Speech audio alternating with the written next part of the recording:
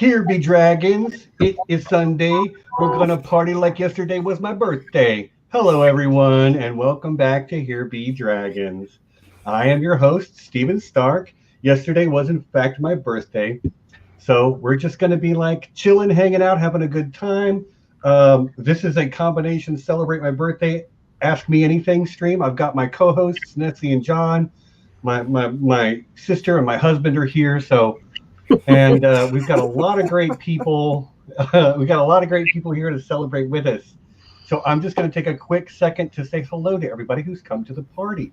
I see Peter Griffin, all the way from Quahog, Rhode Island. Thank you, sir, for coming to join us. Lady Leaf Underhill, big surprise that she's here. Danny McKay, Sunflower Beth. Haven't seen a lot of you lately, Beth. I know you're busy doing the mom thing, but I'm really glad you could be here with us right now. Kate Bertinsky, the love of my life. Yeah, I'm going to leave John for Kate one day as soon as Canada lets me in. I see Kelly's here with us. Ridiculous Ed Tollett is here. Aemy Blackfyre, Anna Iglesias, Wheezy, our official timekeeper. Jess Britbeck, Laura Petricelli, man, Aaron M. So many great friends. Jay Isboard, Mom is here. Cecilia from Geeksterelia is here. So I think I got everybody, and if not, pipe up and say, hey, I'm here too, man. So yeah, welcome everyone. Welcome. So yesterday I turned 44 again, because last year I turned 45. This year I decided to start going back down. I feel like that's better than approaching 50. Hey, man. Hey. You could do the same. No, I'm owning it. Okay, Alicia Kingston is also here. Hey, AK, how you doing? Glad to see you. Yeah, hope you're feeling better, AK. Yeah, I hope you're feeling better. I know we tried to have you on a couple weeks ago, and you were still in the hospital and stuff. So you're quite the trooper. I'm going to be contacting you this week to get you back really, really soon. Mom is already like trying to slip in embarrassing stories about me throughout the years. So go ahead, Mom, but like stay out of here. You got to type it. So Stephen, I guess that means that starting next year, I can start working my way back down to the 20s. Yeah, that's probably a good idea. I shouldn't have waited till I was 45 to do it. Oh, great. People are already asking Mom for stories. This is going to be great. Oh, Mom's got the best stories. Of course she does. She's got the most embarrassing stories. Nessie, I really love your festive hat, by the way. Thank you. Left Dad picked this out for you. It's figured it's combination happy birthday and wizard hat. Since I like it. We know wizards are like one of your favorite characters to play. You're the Gandalf of the channel. So huzzah. Huzzah. Oh, I see Cedric just popped into the chat. How you doing, brother? Thanks for joining us, man. So yeah, like without a big topic today, this is just going to be me rambling, and I get to talk about whatever I want. And what I want to talk about is you. So everybody who's here, feel free to just throw random questions in there. It's a bit warm in here, so I'm going to take off the flower crown. But yeah, go ahead, ask me anything. And I am going to start, however, by Aemy, tell your mom, whose name is Gail, if I remember correctly, thank you very much. I'm just going to want to look back at the year in review.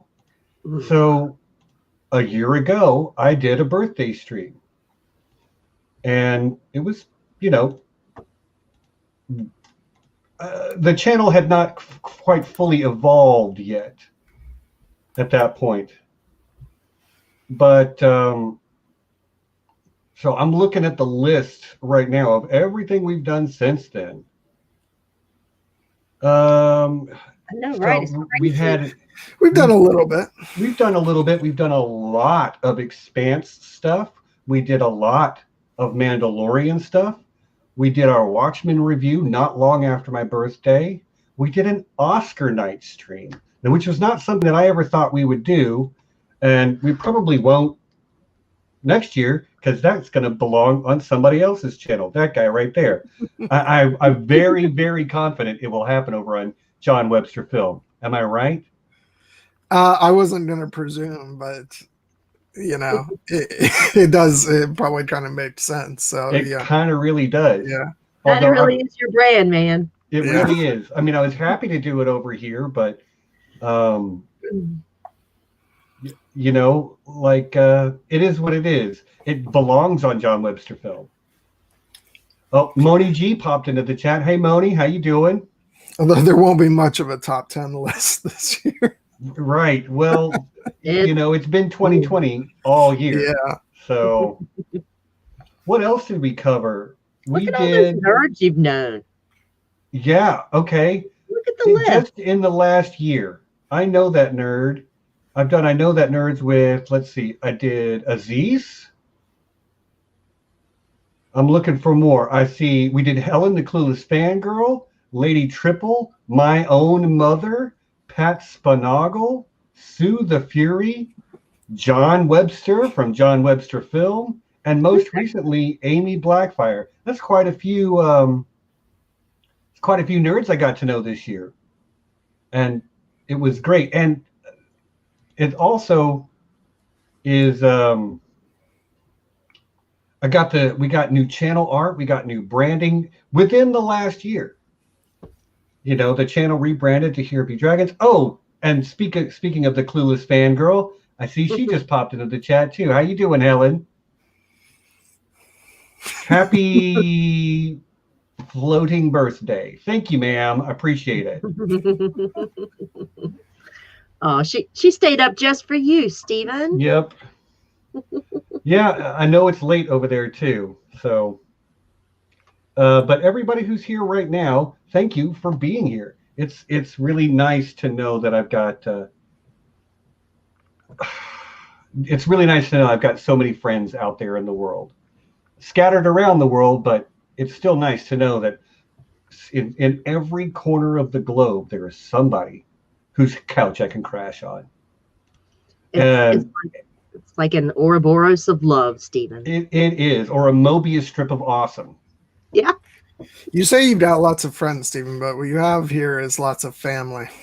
Oh, thanks, John. That's really sweet. Oh, I see Santi just popped into the chat too. Hey, Santi. I always call you Santi in my head. So, yeah. But hello and thanks for coming. So, yeah. Please ask me something.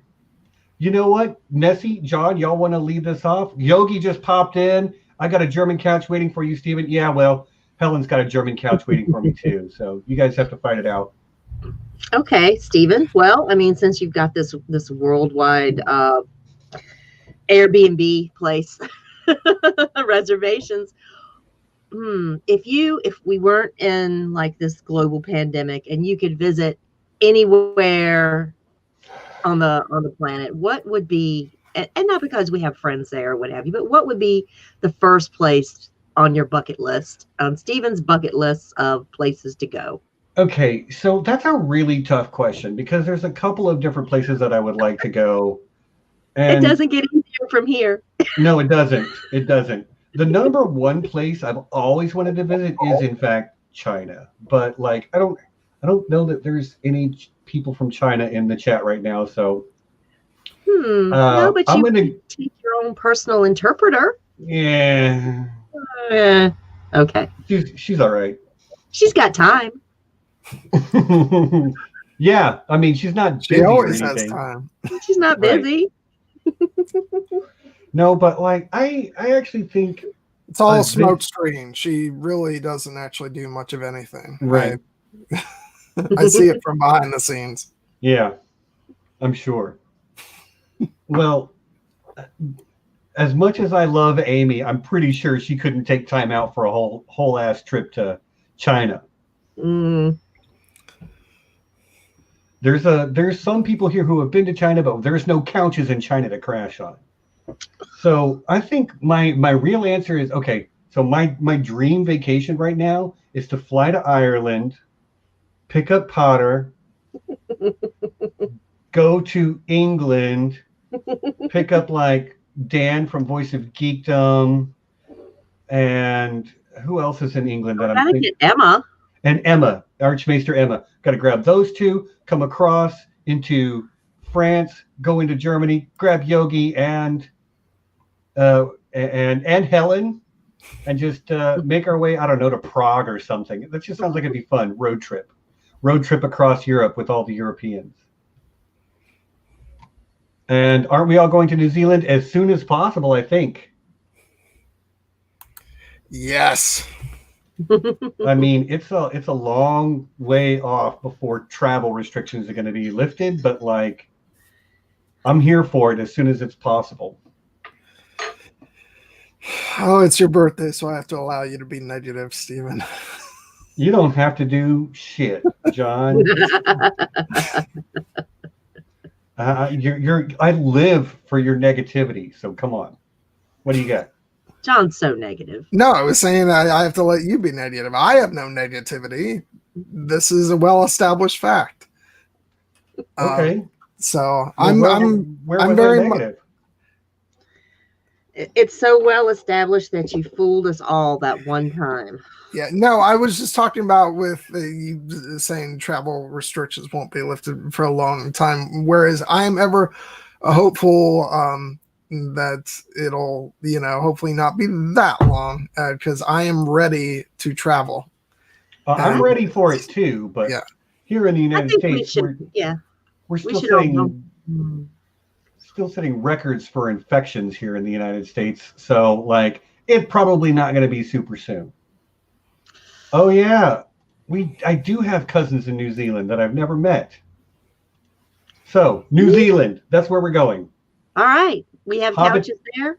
Hobbiton, here I come. Oh, hey Jinx, thanks for coming by, and I appreciate the birthday wishes. Always nice to see you, ma'am. So John, you do you have a question that you were going to ask me?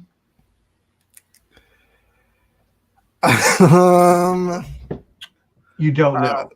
Yeah, I don't know. I have a couple smart ass questions I could ask. Please. Oh God, please. I love smart ass. You know I do. No, because let's see, the one I've already done to death, so we're not going to go there. I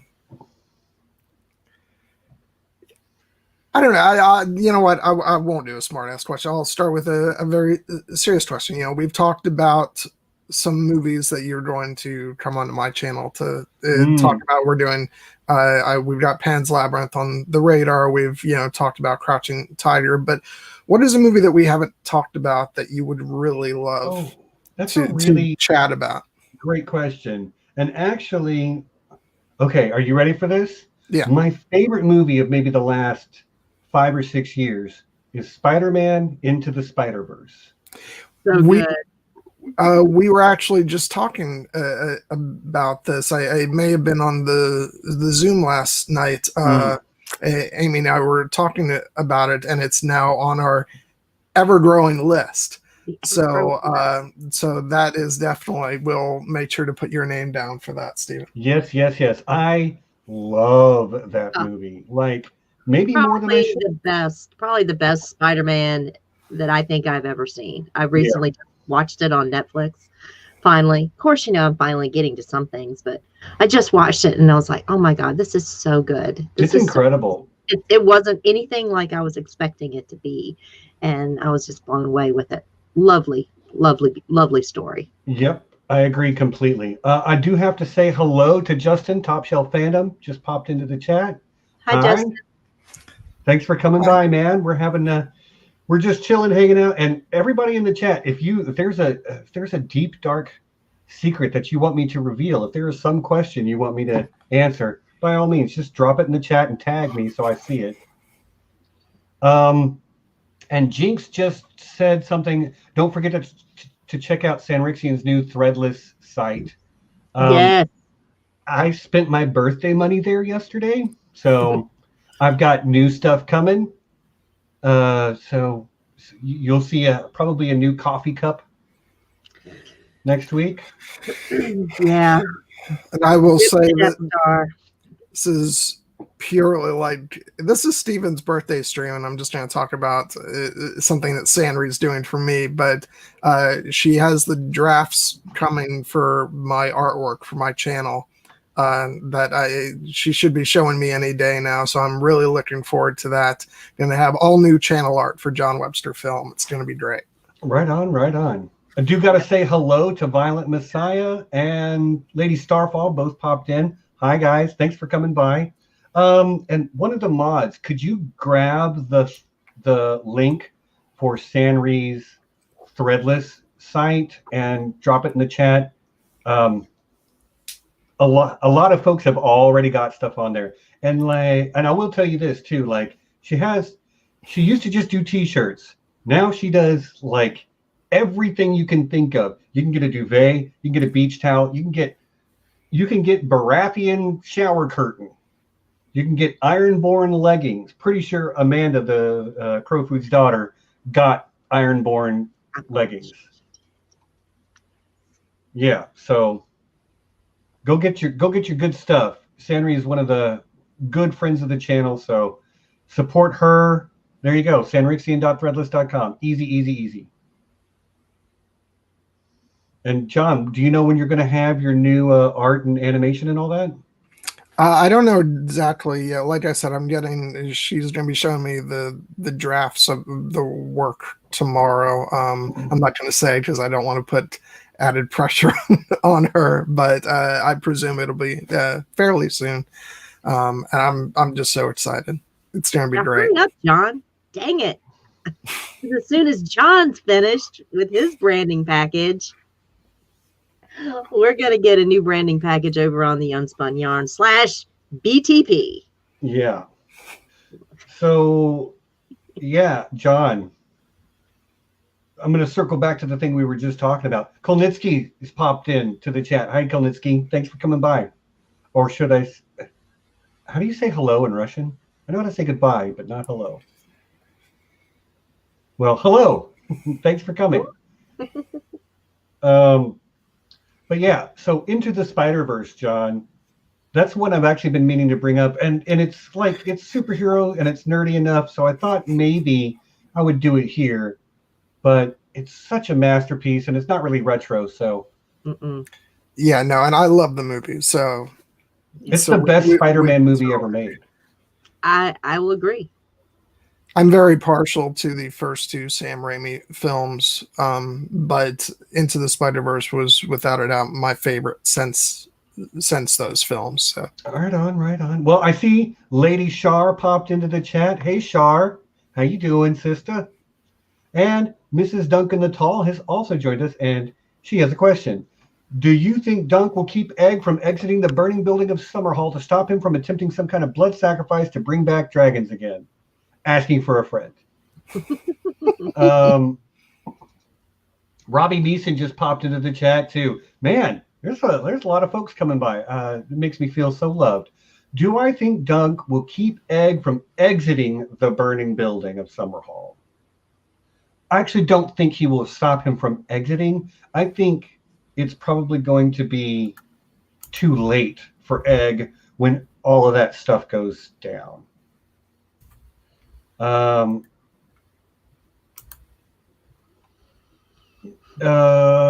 stop him from attempting some kind of blood sacrifice to bring back dragons again. So, like, no, I think Dunk will do his best to, like he will do his best for his king and friend. But in the end, like, once everything goes sideways, there will be, he will do everything he can to save who he can. And Amy's also got a question. Why is Amos your favorite Expanse character? Well, that has to do with his complex psychology. I know, John, you're bored by this. The fact that my first watch through, I could not predict anything he was going to do. And my second watch through, I'm just like, oh, yeah, everything he's done makes total sense in the context of this character. Like, I'm still not sure I can really predict what Amos is going to do in any situation, but I feel much more confident about doing that now. And it really does come down to that sort of like, to his internal psychology and me trying to figure out how his particular brain works. I think that's why he's my favorite. Anna says, what is your favorite Aswaf theory? I think it's probably Yoke Boy's theory that Melisandre is the daughter of Bloodraven and Shiera Seastar. I think that's my favorite. And it's so well done. Yoke Boy put a lot of time and effort into like honing in on the particulars, from the physicality to digging into the things that she sees and thinks Melisandre sees and thinks in the what do you call it, in her one POV chapter. And then there's also her face is the same shape. Physically, she looks like literally a cross between Bloodraven and Shiera Seastar. Like the shape of her face and the shape of her figure are all very Shiera Seastar, whereas her coloring, red eyes, pale skin, that's a very Bloodraven type of appearance. So I think that's my favorite.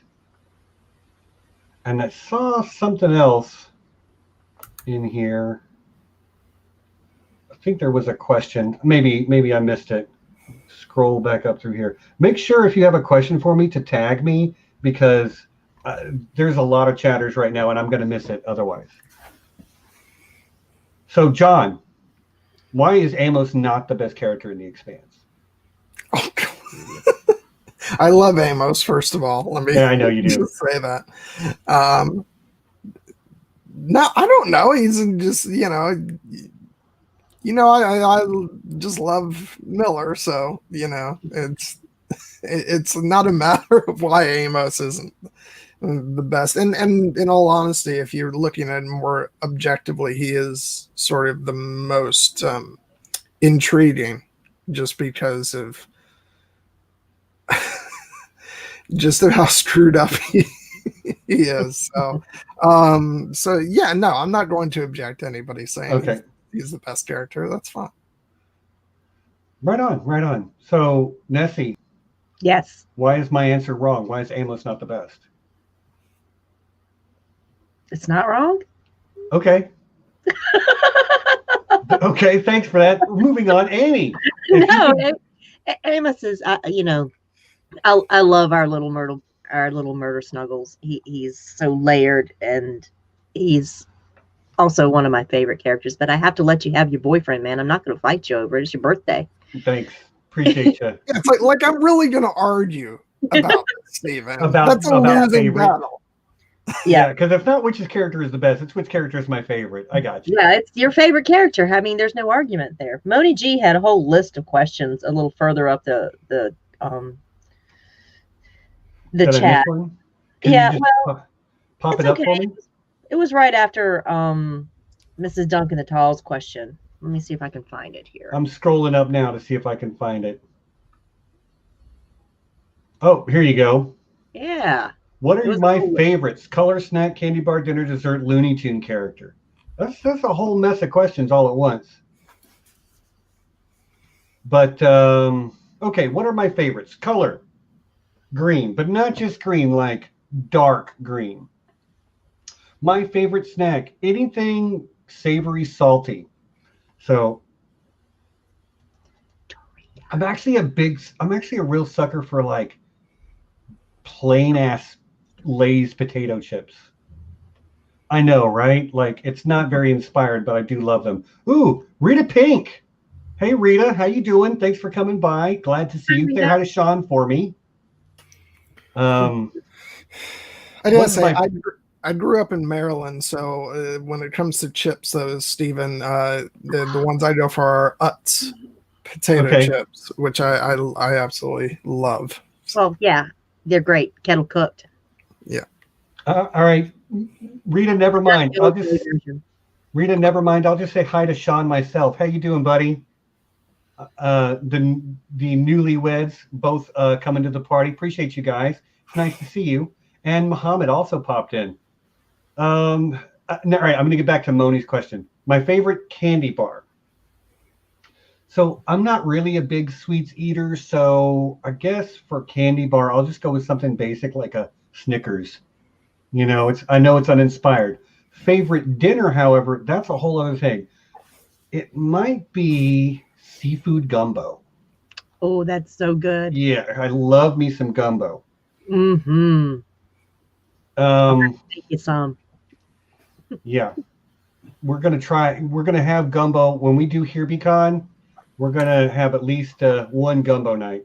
Yes. My favorite dessert is probably cheesecake. Yeah. I do love me some cheesecake. It's so rich, so it's hard to eat a lot of it, but I really do like it. And my favorite Looney Tune character is probably the Tasmanian Devil, just because there's something about that noise that he makes, and it just makes me laugh. I love that guy. Thanks for the questions, Moni. Perfect. I'm just looking at that list and I'm thinking one thing is not like the others. Yeah. Right. But hey, man, that's a good question. Yeah. Aemy says, if I could die on one hill, which hill would I die on? So just a few miles from here, there is a hill that we call Shark Tooth Hill, and the view from up there is beautiful. That's the hill that I would prefer to die on. Thank you very much. I know that's not the question you're really asking, but that's the answer you're getting. Anna says, have you tried one of those D&D movies? And if you did, what did you think? I have seen the very first Dungeons and Dragons movie they made that had like Jeremy Irons and Marlon Wayans in it, and it was bad. I mean, not like anybody who thinks that I like everything. Right. This is the movie that proves you wrong. That movie is terrible. Oh, I see Cam in the chat too. Hey, Cam, thanks for coming by. Appreciate you. And it's not just a bad movie. It's also a really bad adaptation of Dungeons and Dragons. Okay, I see you now. But that movie is terrible. I saw it in the theater back in the day. Hey, Aziz, thanks for stopping by, my man. Say hi to Ashea for me, who we all know is the best. She is the best. Beat you to it. Yeah. Yeah, thank you, VM, for sticking up for me.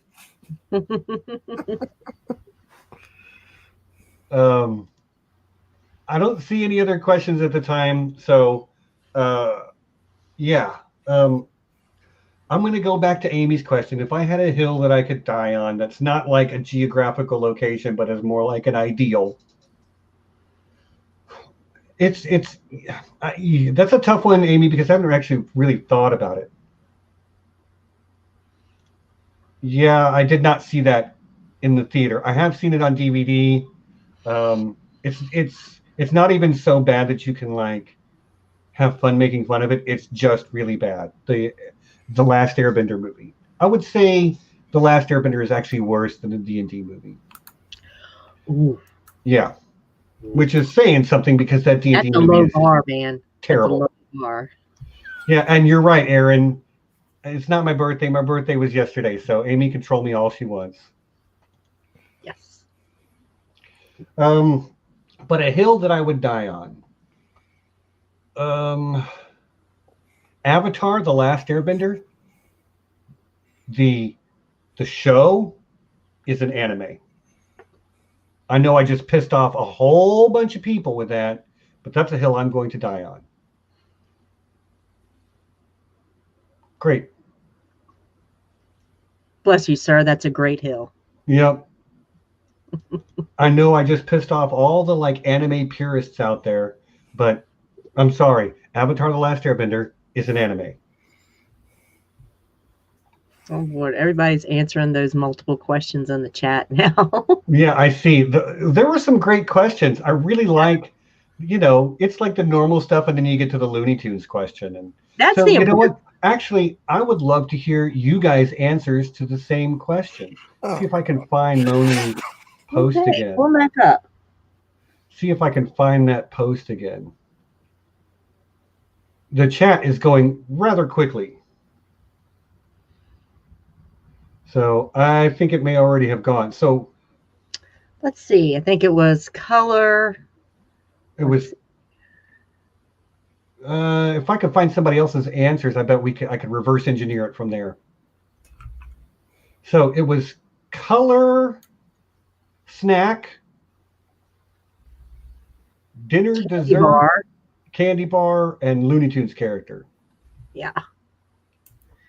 All right. Favorite color. Also green. Also green. Also green. Let's see. Snack. Favorite snack. Oh, Muddy Buddies, man. Those things are freaking addictive. Candy bar is going to be hold on. Nestle. Shout out to Patrick from my D&D group and Enemy Spy. Thanks for stopping by, man. Good to see you, buddy. We played yesterday during my birthday, so yeah. All right, so green. Candy bar was Nutty Buddy? Snack was Muddy Buddies. Muddy Buddy. Muddy Buddies. Those things are just addictive. Yeah, Rita Pink's got it. Candy bar is going to be a Nestle Crunch.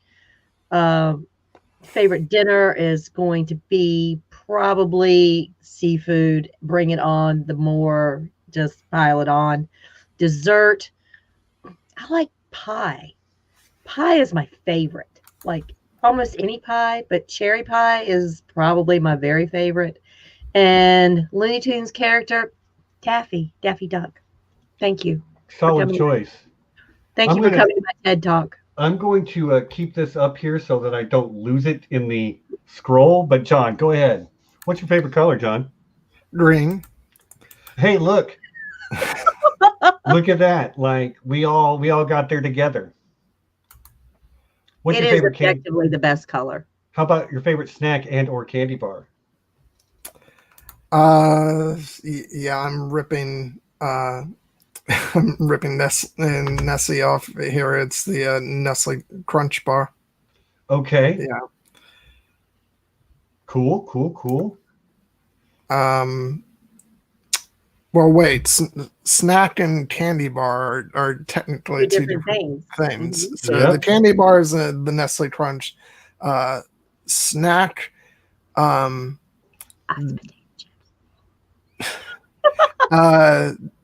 Tostitos. Oh yeah. Dinner spaghetti with meat sauce. Dessert just chocolate ice cream. Okay. And then the real question. Looney Tunes character. Yes. It's been so long time. I'm trying to. I mean, that's your problem. I watched him last week. Yeah, I know. Like, you know what? Just because I always remember the opening to that opening to the Batman VHS tape, I'm gonna say Daffy Duck. Okay, nice. That's a good choice too.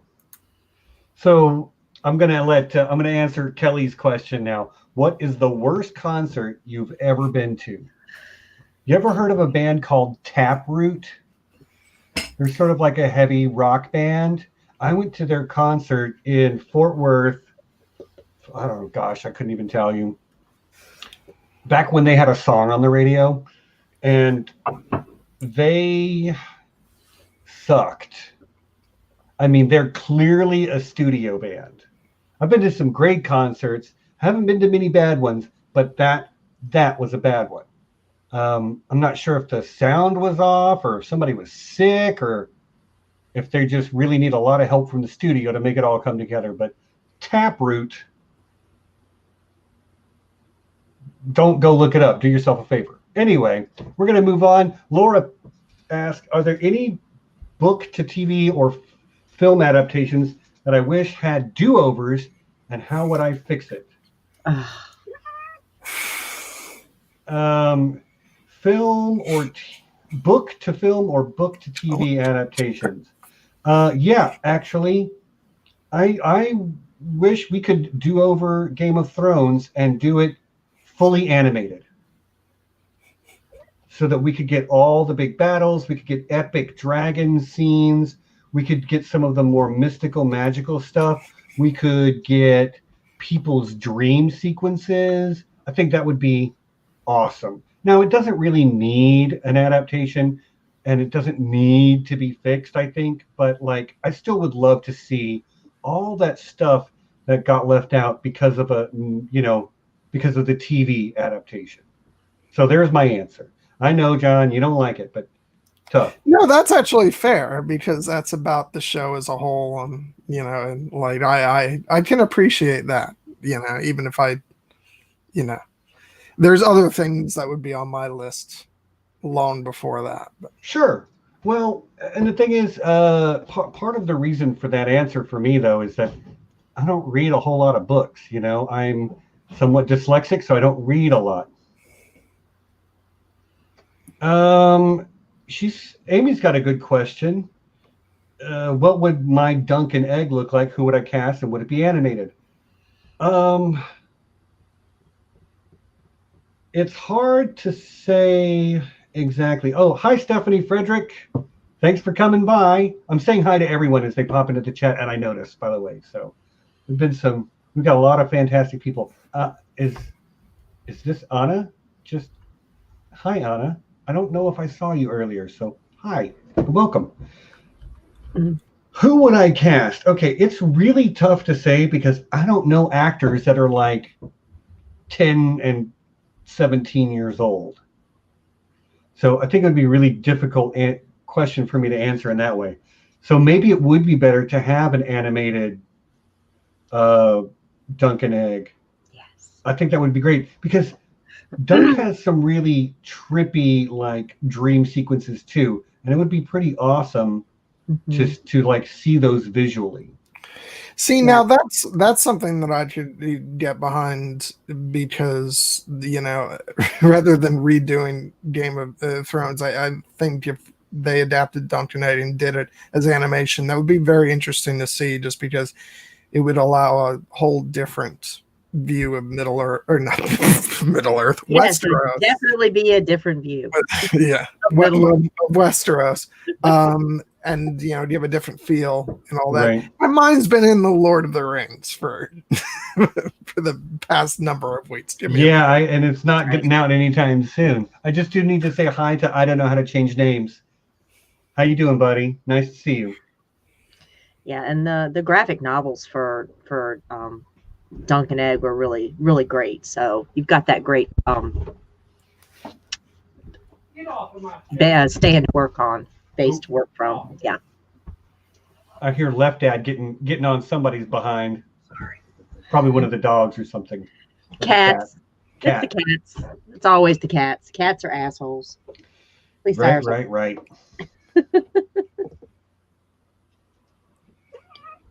Yes. Jeez, I cannot keep up with the chat, you guys. Like, I'm flattered. We have almost 40 concurrent watchers right now. That's kind of blowing my mind. But like.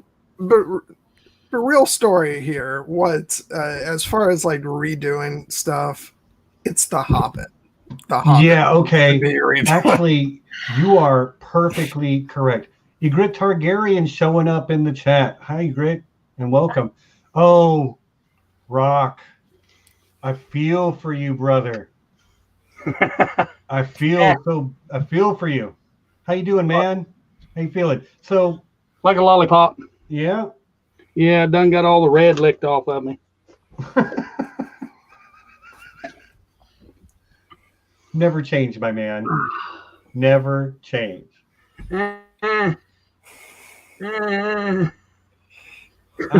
Okay, Amy says, I have a question for Nessie and John. What is your favorite thing about the birthday boy? Lavish him with praise. I wish I had read that before I popped it up. Oh, let's see. Give me about 10 minutes. Hold on. Yeah, take 10 minutes to try to think of something, anything. That's where it's praising me about. Okay. There's a huge laundry list to start with. I'll have to narrow it down just a little bit so that I can give John some scraps to work with. One is your kindness. You are very kind to everyone that I've ever seen you have interactions with. You pay it forward, my man. That's a big deal. You encourage others to be the best that they can be. You encourage them to better themselves, give them confidence to do things that they never thought that they would do. I could speak very honestly about that. I wouldn't be doing a lot of things that I'm doing if I hadn't had that little hand up and encouragement from you to pursue it. And before I start crying, I'm going to pass it on to my kid brother, John. Go ahead, brother. Gonna get a little glimpse here. I already am. Like, to a certain degree, this is just gonna repeat some stuff, but just your generosity, Stephen. I knew you exactly 2 seconds before you were suggesting that we do a panel together at Con of Thrones. You just bring people in. You recognize the things in people, that you things that you've gone through, and you don't want them to struggle with that, and so you bring them in as part of your family, and like, it's invaluable, and I personally can never repay you for that. Okay. And you, but no, I'm not done. I'm still here. I just don't want you to see me like rubbing my eyes over here. Okay. No, and I just okay, and on a slightly less like just sort of mushy note, I just love that you are just the most out there geek in the entire world.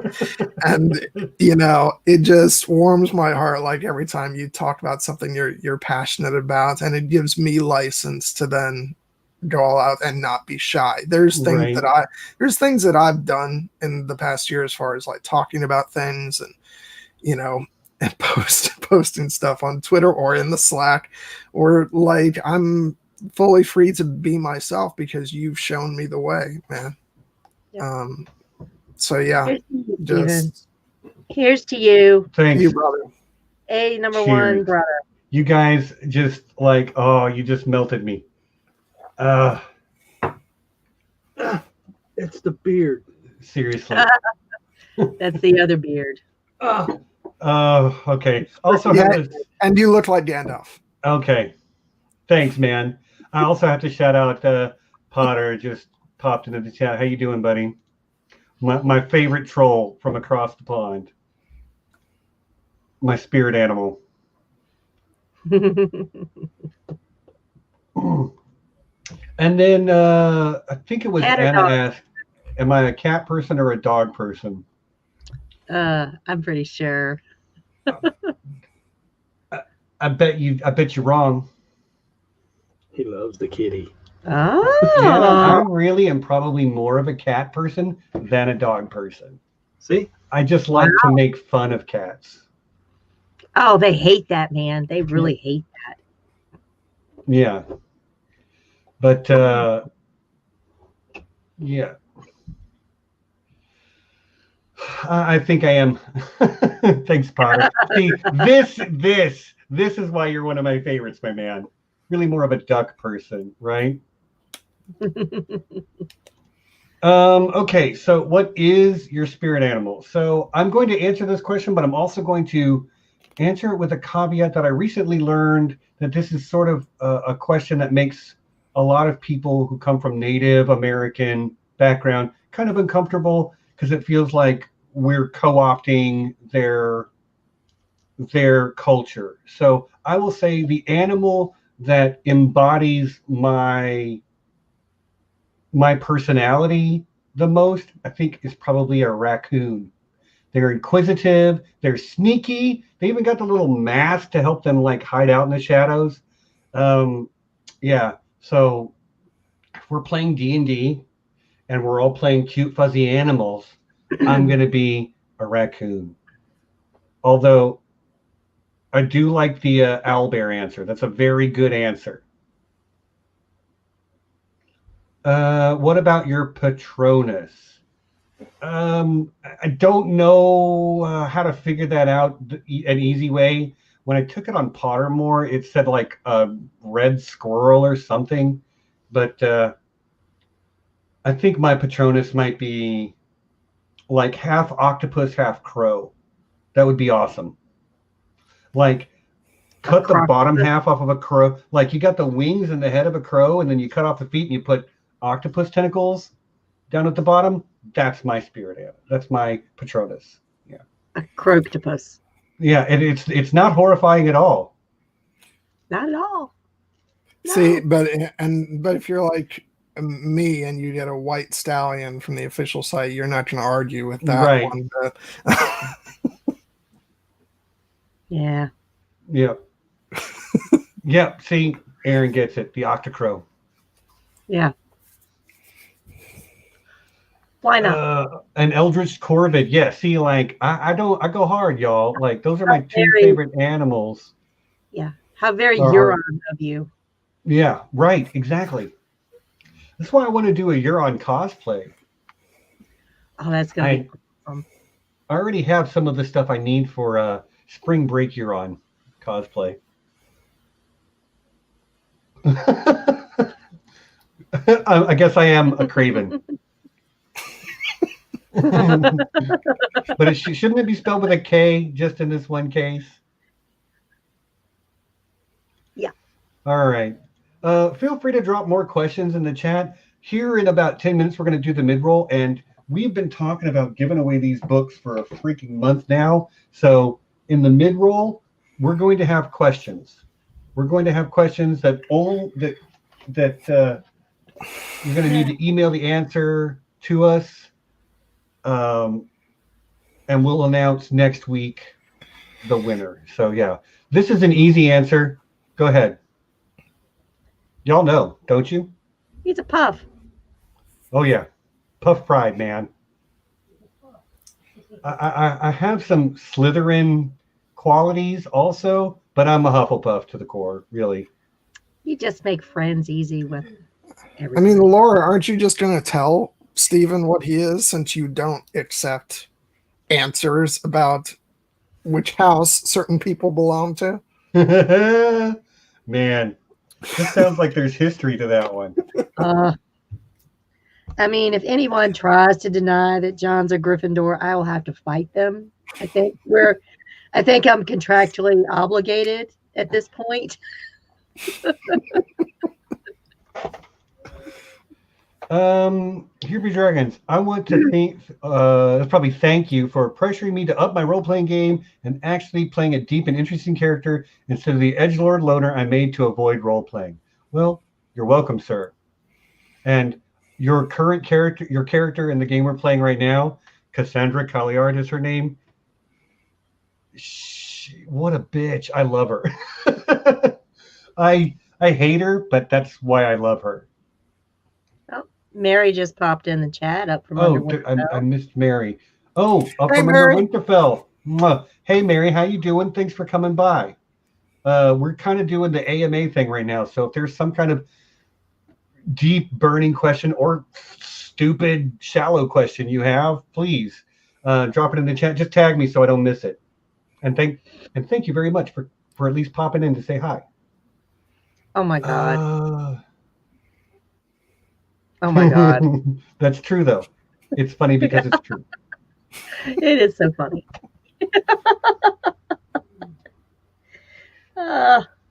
And Micah's here now too. Hey Micah, thanks for coming. Again, feel free to throw your stupid questions at us. So, John and Nessie, I'm going to pose you guys a question, and this is more about the year ahead. Yes, sir. What have we not covered that we should cover? Or, you know what? Let's throw it to the chat, too. What is something that fits with Here Be The Dragons? rest of Clone Wars. You know what? That's not a terrible idea. Like, It's not a terrible idea. it's not a terrible idea at all. Like, we really should get to the rest of that. I've seen 2 full seasons of Clone Wars, and especially with it starting to influence The Mandalorian so Yes. much, I think it's a good idea. Yep. We're going to be doing some WandaVision, I hope. WandaVision. Of course, Oh, that's Potter dropped nice. Planet of the Apes from Potter. It's like some of these suggestions are stuff that I could do on my channel too. Yes, but Mhm. like, I can't believe Potter said Planet of the Apes and not Howard the Duck. Like, you really missed out there, buddy. You really missed out. Aemy, the intent is to do some more focused Avatar The Last Airbender stuff, but if you look back at the old stuff on the channel, I literally have already done a fandom spotlight for Avatar The Last Airbender, and my friend and co-D&D guy, this guy right here, an enemy spy, aka Patrick, was on that as a guest. Yeah, but what about me and Nessie? Right. Well, I've got to get you to watch it. Well, you schedule it, and I'll have no choice. So Right. we have to do it season by season, though. I agree. I don't have to binge the whole thing. Right. I agree. Like, yeah, okay. And I've seen some great suggestions in here. So let's see. We've got some Dragonheart. Mm-hmm. That'll be up for retro review one day. Fern Gully, really? That was a good. Lori, you know I will cover 2001 if nothing else. So the film is great. Yeah, I actually had the pleasure of seeing that in IMAX a couple of years ago. And it's like that movie is so completely different, remastered on a gigantic screen. Like watching it at home does not even compare. Geez. Anna. Okay, Back to the Future, Ghostbusters, Goonies, Krull. Okay, probably not Goonies.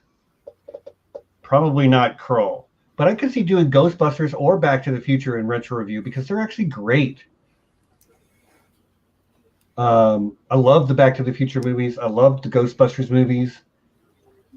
Krull is not a good movie, so I probably won't want to do that one. I don't pick movies that I don't like. You know what I mean?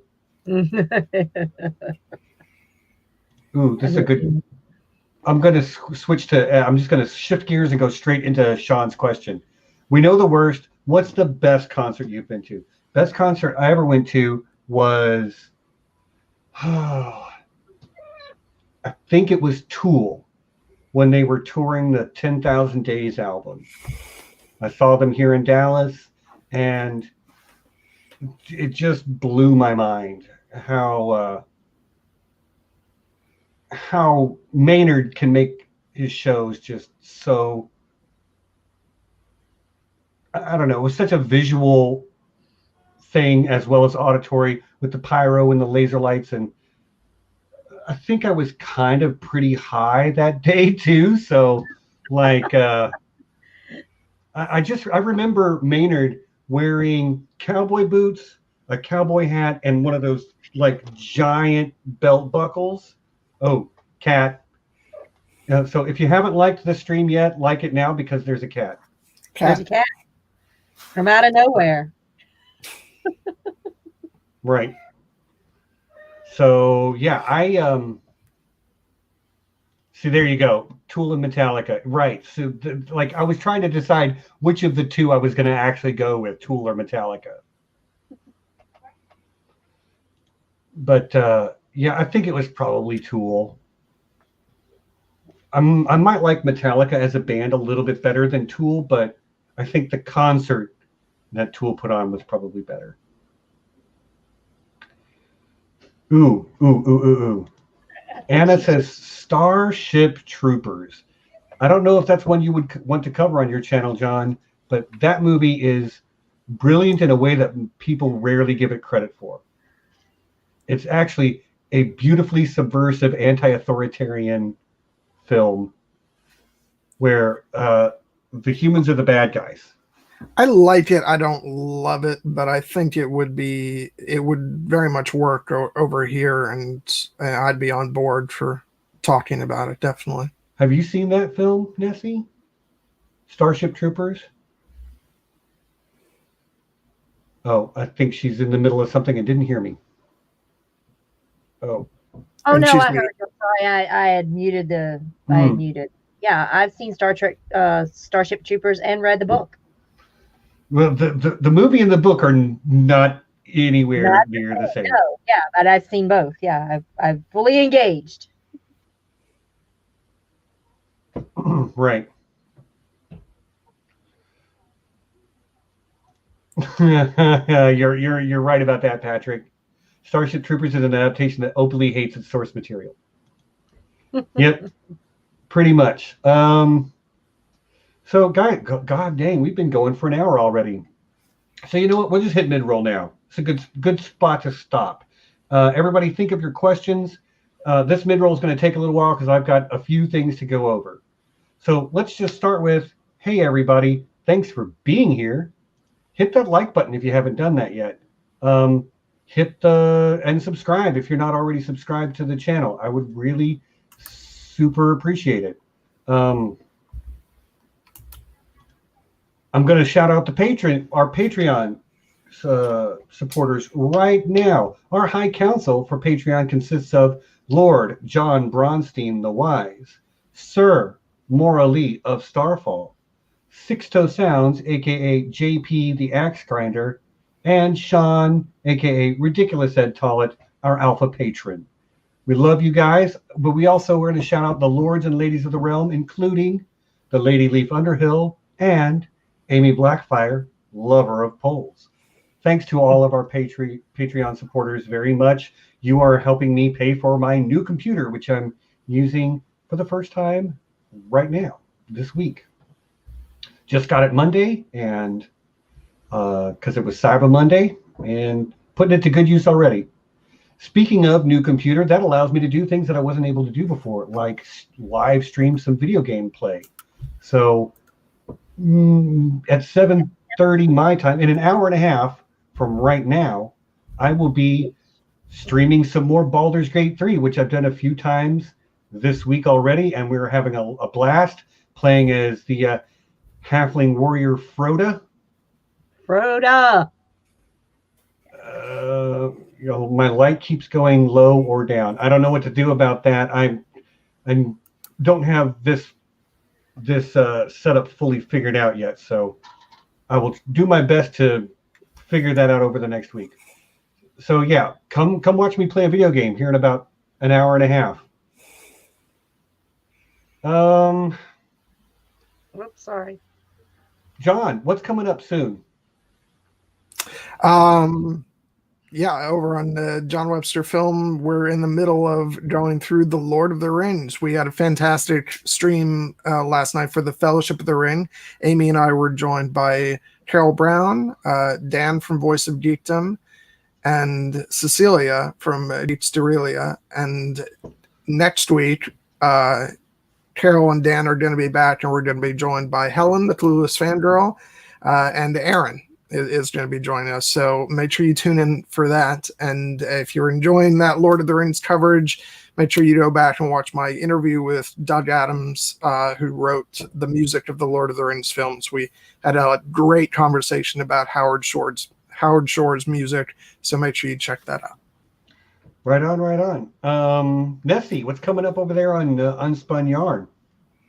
All right, December 16th, I'm going to have Dan from Voice of Geekdom on. We're going to enjoy this silly little movie. It's a silly thing. It's a silly thing called Monty Python's The Holy Grail. It is a wonderful lampoon type movie that actually has a lot of little hidden things to say about politics and patriarchy and all those things. So it's fun. It's going to be great. Come join the show. It's going to be a little early to be more of a Euro-friendly time for our friends across the pond. So at 5 p.m. on the 16th December. Okay, Kitty. December 16th, I'm being attacked by a cat. Then we have scheduled another. Oh, there goes my camera. Yep. Wow, it must be in the air. On the next episode of Bleep the Patriarchy is going to be scheduled for December the 30th. We've got confirmed guests of Low the Lynx and Ian Thomas Malone from Estradiol Illusions podcast, and we are going to be discussing transphobia and turfism. So come on by and bleep it with the rest of us. Bleep it, y'all. Bleep it. And there was one thing I didn't mention that, if you don't mind, I want to go ahead and plug. Over on my channel, John Webster Film, I have a co-host. Her name is Aemy Blackfyre, and she has her own. Yep, So she do has. Yeah, I know. No, just kidding. But she has her own YouTube channel, and in about 2 weeks, I'm going to be guesting over on her channel. And we're going to be talking about how gender stereotypes and toxic masculinity impacts the kind of media that we watch, like films and television. I'm actually quite excited about this because this is kind of a topic near and dear to my heart. So make sure you tune in for that and subscribe to her channel if you haven't already. Right on, right on. Okay, and then come next week, I'm pretty sure next week here on Here Be Dragons, we are doing a Expanse character study for Kamina Drummer, which ought to be really great. It's a great character. We'll have a lot of fun with that. And the week after that will be the first 3 episodes of season 5 of The Expanse, because we're getting them all on the 15th or the 16th. I can't remember which one, but the Sunday after that, we're talking about everything that's been released up to that point. So, oh, is that coming out? Shut up, John. 2 weeks in a row of Expanse stuff, and I can't wait. It's so good. It's going to be so good. Okay, now, for those of you who are international viewers, we do giveaways here sometimes, and it is actually, we always limit it to people in the United States, just because it's so much easier to ship everything. Well, here in just a moment, I'm going to ask a few questions, and you can win these books: The Unofficial Guide to Game of Thrones by Kim Renfro, The Thrones Effect by Aziz Ashaya Val from Because Geek, Chris from Smokescreen, Quinn from Ideas of Ice and Fire, MJ from Gray Area, Gil from GOT Academy, and several others as well. And also, The Great Castles of Westeros, an unofficial guide by Joe Buckley. One international viewer will be winning all 3 of these books, and I will be shipping them as soon as we know who the winner is. So the way this is going to work is I'm about to give you a whole bunch of trivia questions, and then you have to send your answer to these trivia questions to, to this one, we3dragons@gmail.com. And if you would just or Gamil.com. or Gamil.com. Really, Stephen? Hold on. Can I edit this? I can. I really did that. I was in a hurry. What can I say? So at gmail.com, not at Gamil.com. There it is. And then if you will just put trivia in the subject line of the email. Okay, so questions forthcoming. You can come back to this point, and it is about an hour and 5 minutes into the stream, so I'm going to bookmark it there. Question number 1. What episode did Nessie first appear on this channel? Question number 2. What episode did John first appear on this channel? Number 3. What was Nessie's favorite movie from the Oscar stream? Question 4. Who won the Golden Hottie from the Oscar stream? Question 5. What was the first episode to have Here Be Dragons branding on it? Number 6. At what event did John actually drink alcohol on purpose? Question number 7. Who was the first ever guest on I Know That Nerd? Question number 8. What is Nessie's favorite color? It's kind of a gimme if you've been watching this whole one. Question number 9. Who is Steven's favorite character from The Expanse? Also kind of a gimme. And now for the hard one. Although you can get the answer from this stream too. All three of us use the exact same camera. What brand is that camera? Hey. So answer those questions, put them in an email with the subject line of trivia, and send it to we3dragons@gmail.com. And again, this is only open to our international viewers because they're so often excluded from the giveaways we do otherwise. So yeah, there you go. Thank you for fixing that. Yeah. It is what it is. Hey man, I was in a hurry when I was putting it in. I popped it up on my stream last week and I was like, oh great. Yeah, because you had .gmail.com. Yeah, I'm like, Gamil. You know the things. You know how email works. Okay, so Aaron is just dying out there. Yeah, it's all good. If everything went perfectly smoothly, none of you would recognize that you were here. It's not how we do things. So yeah, I look forward to seeing all those answers. We'll be announcing a winner next week. So you've got this week to get all the answers in. I will be checking the email. What are the judging parameters? First to answer all correctly or most correct by a deadline? First, okay, so it's whoever gets the most correct. And if that's more than one person, it's the first person to get all of them right. So if you're here now, you've got to jump. You've got to jump on it. Is next Sunday, right? Deadline is maybe like an hour before the stream next Sunday, so that I'm not trying to look at the stuff for. Yeah. Hold on, Peadar I saw that out of the corner of my eye, and it really distracted me. So yeah, next week we'll be announcing a winner. So let's try to get him in by Saturday, so I'm not looking at emails minutes before the stream.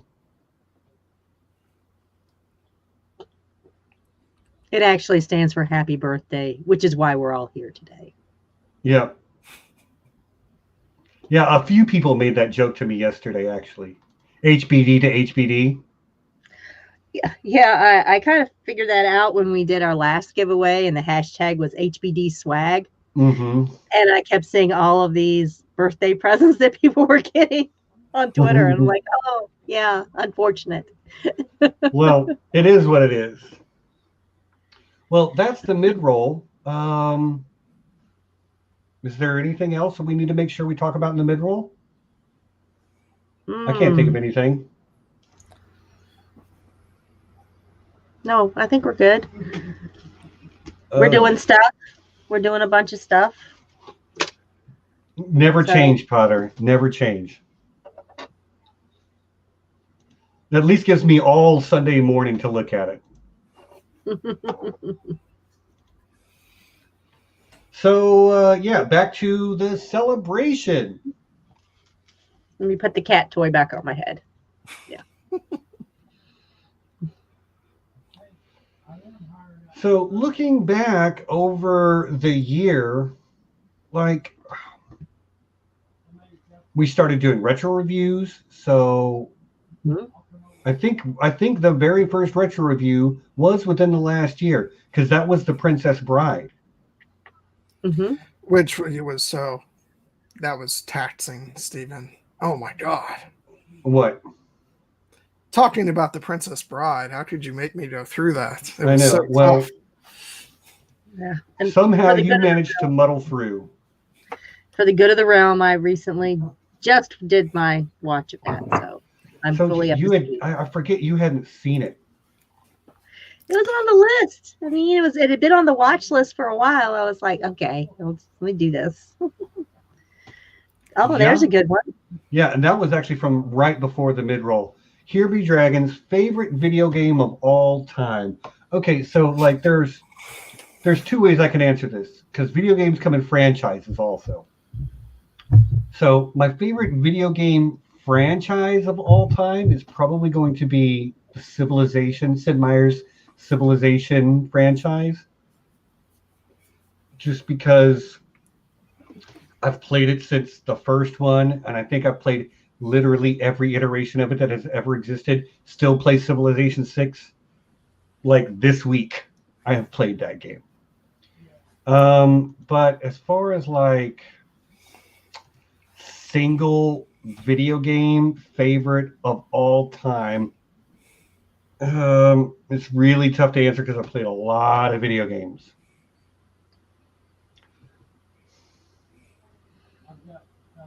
It's probably going to be one of the Civilization ones, if I'm being honest. I've just played so many of them for so much time. Probably Civilization 4. Let's just go with Civ 4. That's a good answer, right? Let's go old school here, Stephen. Civ 4 is pretty old school. What video game, arcade game would you say cabinet you put the game quarters in the slot for? Joust.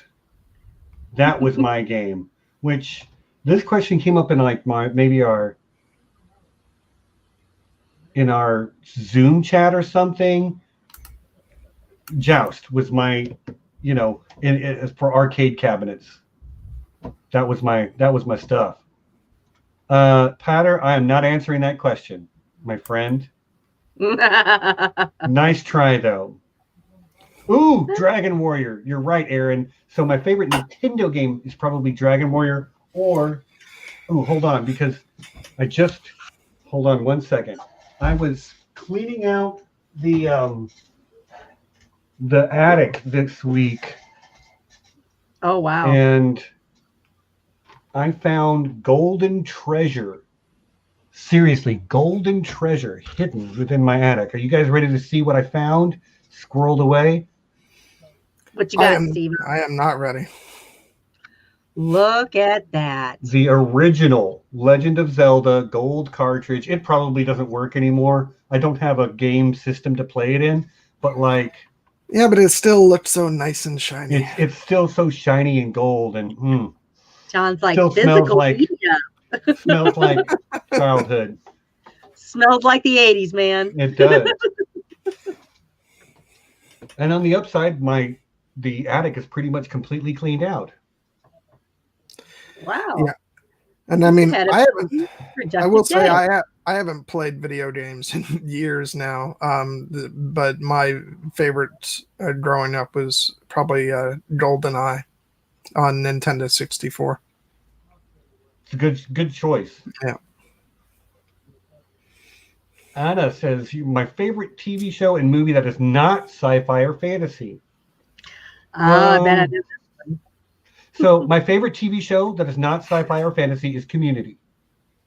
It's a comedy show that is very smart. There's a lot of like nerdiness in it, but it is not it's not sci-fi or fantasy. It's just a kind of a sitcom show. I love it though. And as far as movies go, that's a tough call. My favorite movie that's not sci-fi or fantasy. I don't know.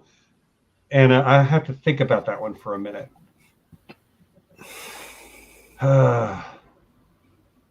You like Booksmart, I think. Oh, yeah, but that's not my favorite movie that's not sci-fi or fantasy. Maybe from last year. Maybe from the last year or two, yeah. I mean, I know you watched them. I did. I know you watch them occasionally. I do, occasionally. I'd probably have to go look out at all the DVDs in the living room. So... Ooh, Aaron is being evil over here. Oddjob is the best character to play in GoldenEye. Like, literally, we always had to say no Oddjob.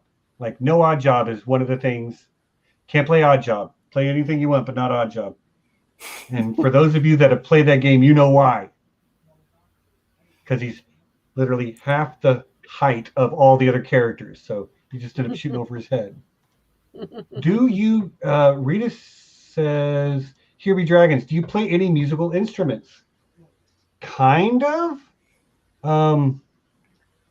My bass guitar is sitting in the corner right there, just off camera. Like, literally, if I just rotate the camera, you can, there it is. There it is. There is the neck of my bass guitar. I'm really much more of a singer than a instrument person, though. But yeah, I did play bass guitar in a band for quite a while. I'm still trying to think of my favorite movie that's not sci-fi or fantasy. It's going to be a tough one. What about you, Nessie? While Steven's thinking of that. Oh, yeah. Favorite movie that's not sci-fi or fantasy. Okay. Well, I mean, there's always the classics, like Godfather. That's a classic. Any Tarantino, there's some fantasy elements to but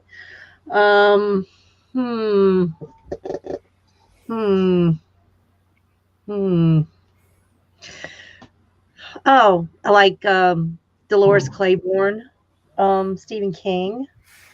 That was really good. There's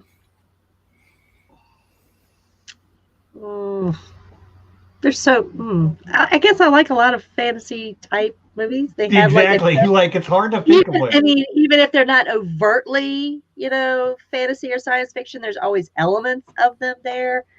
So I want to answer Amy's question. What was my band called?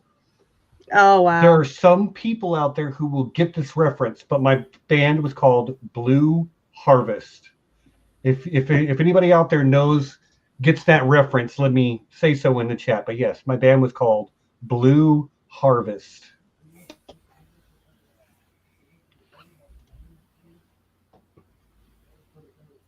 What are some of my favorite tropes? The reluctant hero is my favorite trope of all time. Steven's just trying to steamroll over the movie question. Yeah, he is. Well, Fried Green Tomatoes would probably be my favorite non-fantasy, non-sci-fi movie. Okay. Yeah. In order to not just roll right past it, I will say Reign Over Me. It's a film we were talking about just the other night. It's fantastic. I've seen it several times. Mm-hmm. Really pulls the heartstrings. Steph is. Hi, Steph is. Thanks for joining us. I have 4 answers on. No, one. On guard. No. I'm going to give 4. Because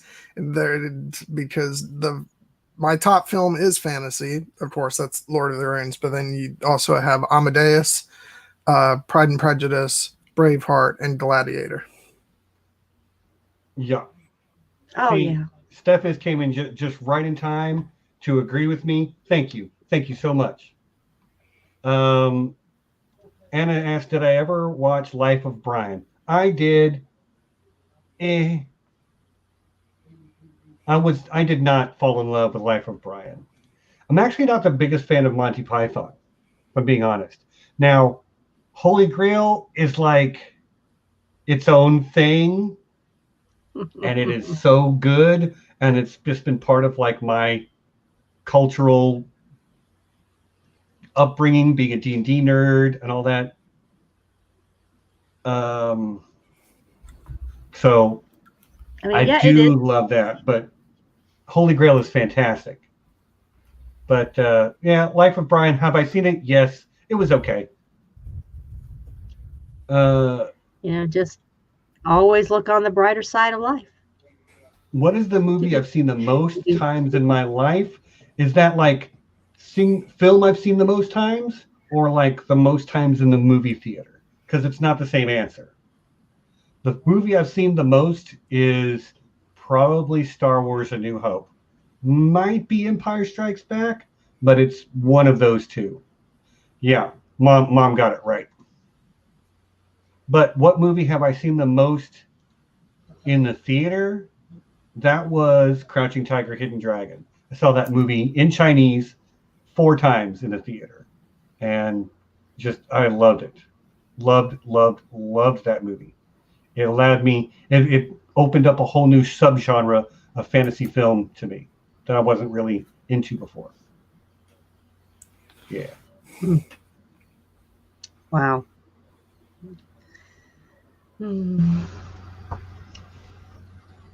Big surprise. Laura's agreeing with John on something about movies. Doesn't surprise me even a little bit. I have seen Amadeus, and it was quite good. Yep. Yeah, that was the movie that I annoyed many a schoolmate because I saw that in high school in my music appreciation class for the first time, and I bought it immediately, and all my friends had to put up with me saying, "No, we've got to watch this movie, Amadeus," and they were not they were not into it. But yeah, that pretty much started my love affair with classical music. Yep. Watched the movie, and I actually got to see a theatrical production of it. It was very good. Oh, nice. Excuse me. I'm a nerd. Yeah, like that was my problem. She's like, "What's your favorite non-sci-fi, non-fantasy?" And I'm like, that's all I watch." You know. I mean, even and I guess. Go ahead, Nessie. Well, even like some films that are not considered sci-fi or fantasy have a fantastical element to it. You know, it's like this is so far-fetched. So whatever. Nessie, you're lagging really bad. You're lagging out. We can hear you, but like you're frozen on screen. And your sound was lagging out really bad. All right, let me see if I can do something about that. I'll be back. Okay. Do you have any comic books? Hold that thought while I have I have a couple, and just a couple, but hang on a second and I will find them. John, you're in charge. Keep the people entertained while I find this stuff. Nothing good can come from this. If I can find it. Well, Kelly, you know that I have comic books because you've given me some. And like they're all I'm looking, y'all. They're all I amazing. think I've got them put up somewhere more safe so I can't really just get to them very easily. He puts me in charge, but he's not continue. Okay, what did I miss? I couldn't hear you. Oh, okay.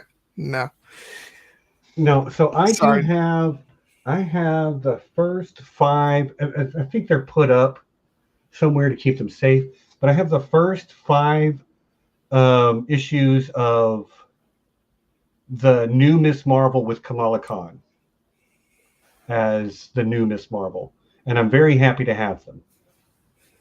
I really like that character. Oh, Sarah Charles is in the chat. Hey, Sarah. How you doing? I hear there's a meteor shower in Animal Crossing tonight.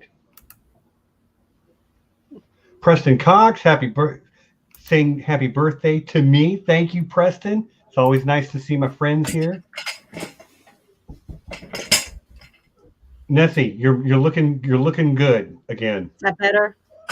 Yeah. Yeah. Coolio. So do I have any comic books? I have a few, but like, yeah. Now, I just wanted to say on the subject of comic books, Kelly actually got me this original edition of the Hobbit graphic novel, which I am completely indebted to her because this is great to have. It's beautiful. Yeah, so I was never a comic book person, but yeah. Aemy, what are you doing to me, man? We're supposed to be having fun here. How has toxic masculinity affected your life? I'm sure there are many ways. Pick a few. You know what, Amy? The answer why to don't that we? question will be on an upcoming episode on Believe the Patriarchy on toxic masculinity, where Steven is going to be a guest. Because I literally asked you if I could do that. Because I would love to have you on my channel to talk about this. Ooh. Preston says, much love, chat and panel. Have to bathe a 4-year-old. Good luck with that. Good luck, buddy. You might as well just realize you're also getting a shower/bath at the same time.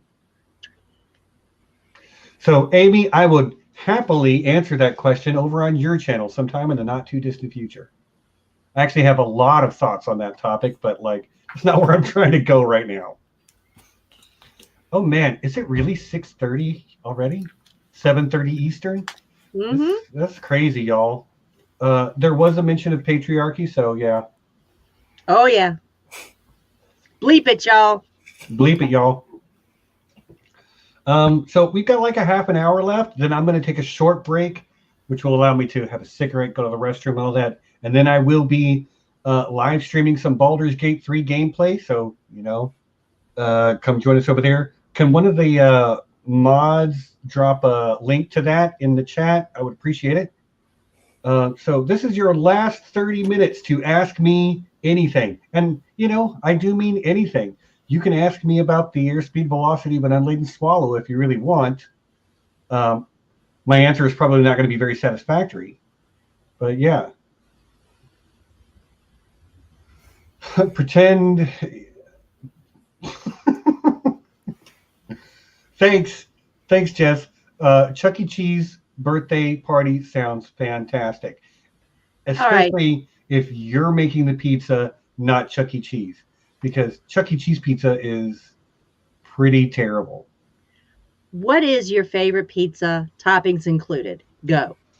Okay, so if you take a meat lovers, but then you put mushrooms and olives on it, and maybe some banana peppers too, I think we've just found the perfect pizza. Thick, thin, medium crust. Thin, crispy, thin crust.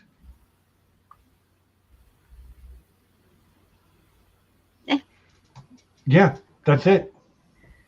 That's the pizza, huh? Yep. I know, it's not the most imaginative thing. Oh, favorite Christmas movie? Probably Nightmare Before Christmas. It's just, it's so great. But let me see if I can think of another one. Oh, you know what? A Christmas Story. It's so bad. Like, it's so trite. Such a terrible answer. It's kind of racist at points, but like, I can't help but love it.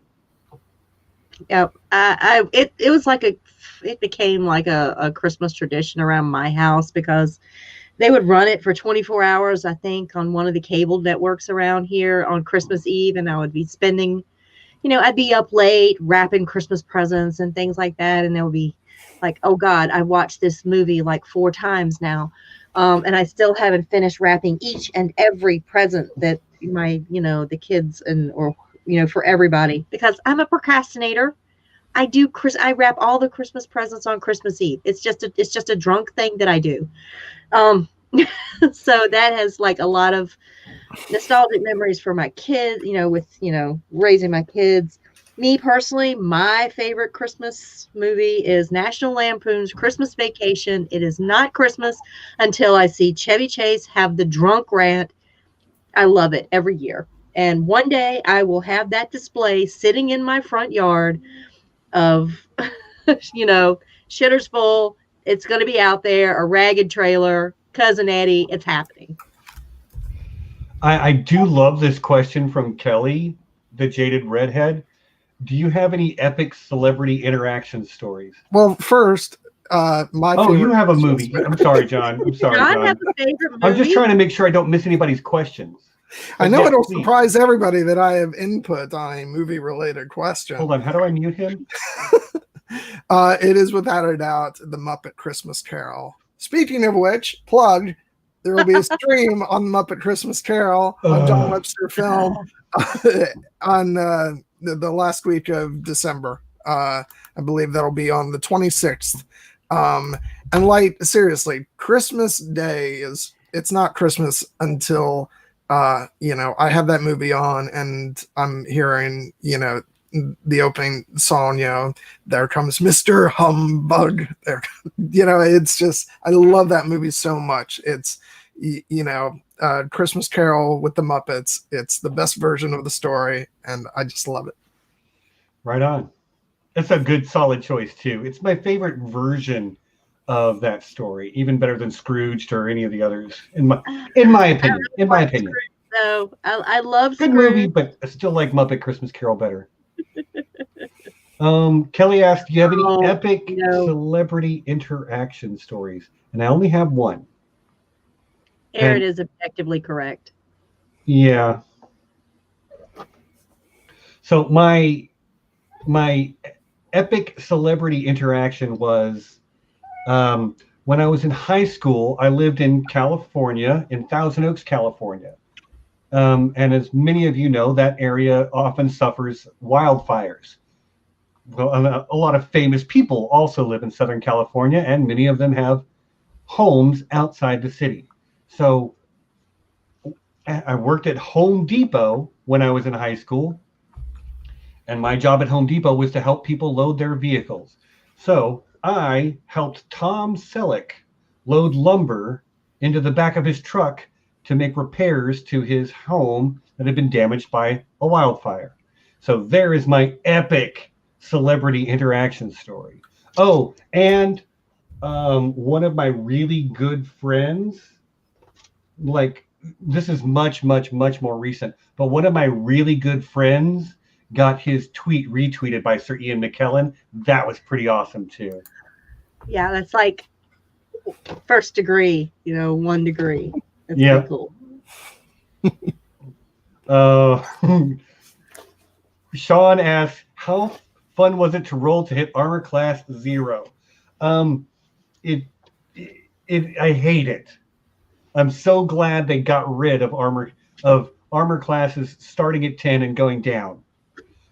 For most of you, this means nothing. But to my old school D&D nerds out there, armor class used to start at 10, and then the lower the number, the harder it was to hit. Now, armor class starts at 10, and the higher the number goes, the harder it is to hit. And it's so much more intuitive. So how fun was it to roll? It was actually a lot of fun back in the day. Oh my gosh, Laura. Do you see this question? If I were on Fear Factor, what stunt or you need to eat this challenge would have you eliminated instantly? Anything to do with spiders. I'm done. Like, you win. Like, you need to look at this spider for 2 minutes straight. Nope, I lose. Don't even look at it. Nessie, is that Grogu off screen? It could be. It could be. Oh, nice. It's my child. Aw. She's done playing with her cat toy. She definitely has her father's beard. So that's what happened to it. Tell her to give it back. He legit wanted to have the nurses send it home with him so that we could make nesting for the guinea pig, but I thought no. Anna says, do you like horror stories? Uses ghost face voice. So the answer to that is generally no. Although the right film in any genre is I'm still gonna like it. So there's been a few horror films that I like. Mostly I'm not a big horror movie fan though. Yeah, not a big slasher movie fan. Not a big horror fan myself. I mean, I really like some suspense, but shocking revelation, I'm not either. Yeah, I know. But like Mom points out, we are big Buffy fans. And that is true. Like, I love Buffy the Vampire Slayer, which in theory, I mean, it's definitely a horror TV show. It's kind of a monster of the week thing a lot of the times. But yeah, I actually do love that show. But it's probably more that it's like Joss Whedon doing his thing. rather than the fact that it's got anything to do with horror. Yeah. Just making sure I didn't miss any other questions. The chat's going by really quick, so it's hard for me to keep up. So y'all, if there's any other questions that I missed, pop them in the chat again, and we will make sure we get them. Oh, I hear Left Dad making grunting and groaning noises. Oh, so sorry. I'm gonna mute. It's fine. He's like over there. Oh, see, you're right. Jaws. Jaws is, it's like a masterclass in filmmaking. But again, I think that's less to do with it being a horror film, which I believe it is, and more to do with Steven Spielberg doing his thing and being a freaking genius. Yeah, I think there's certain movies that even if you're not a fan of the genre, it kind of rises up above that, you know, with certain qualities that brings you, like I am in love with both Alien and Aliens, but those aren't typically the kinds of movies that I would love, but I think because of the filmmaking and the science fiction aspect and all that, I love them. Yeah, I think Signs kind of has like a horror aspect to it. You know, it's kind of like that jump scare kind of thing. Yeah. Which I really like that. And yeah, but like my problem with Signs is that they're aliens who are like water acts like acid to them, so they come to the place in the universe that has the most water that we know of. Like, or at least in our system, yeah. Like 70% of the surface of our planet is covered in it. Not your best move. Not your best move, aliens. Yeah, maybe it was like, you know, they took a wrong turn. Yeah, and then they're like, they ran out of gas, took a wrong turn. You know, we like the Deliverance story for aliens? Ooh, we could be. You got a right pretty spaceship. I'm sorry. You got it. Or you got a right pretty super assault geo gang. You got some pretty tentacles there. Yeah.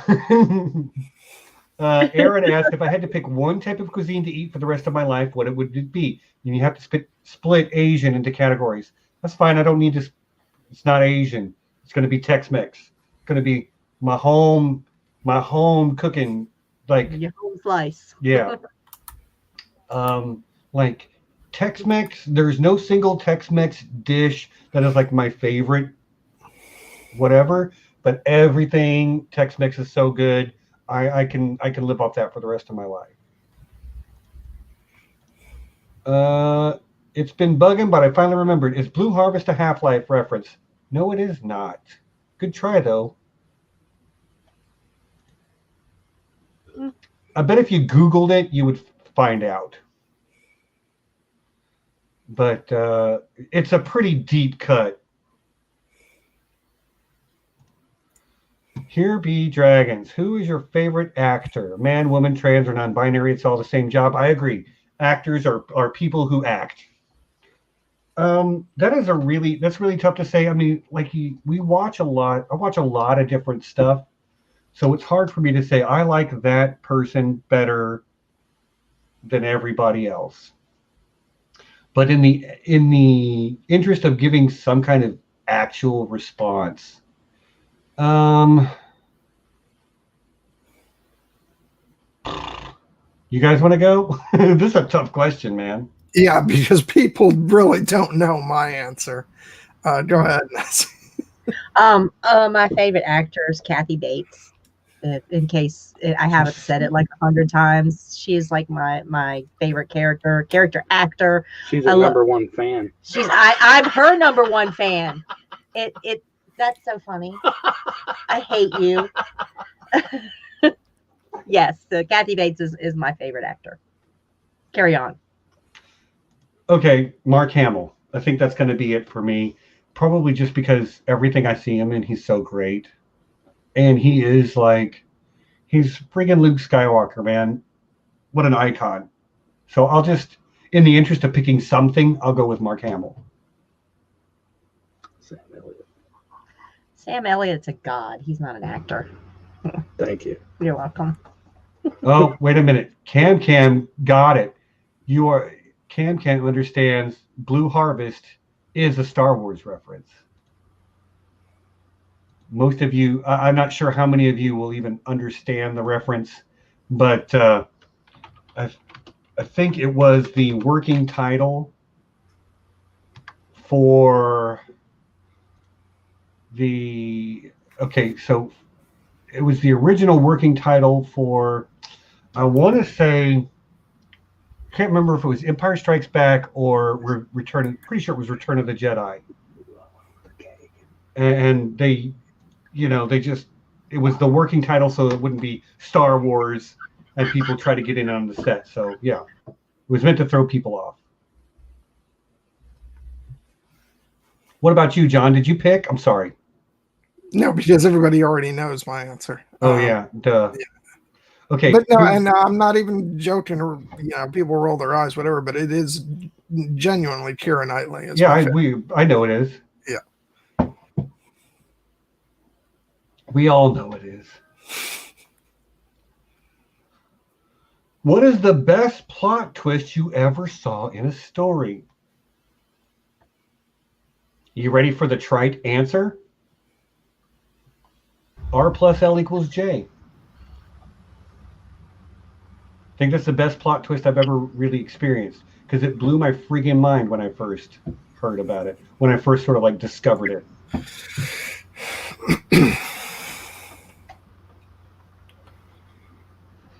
Anybody else got a different answer? Creep show. Not a plot twist. There were plot. Oh, she muted him. Look, guys, I'm still.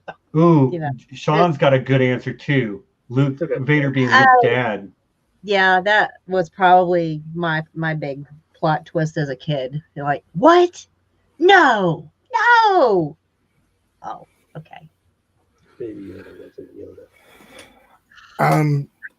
Thing is, because a lot of these things are actually, unfortunately, plot twists that I had spoiled for me, so they're not, they weren't actual twists for me. So I'm going to go with that.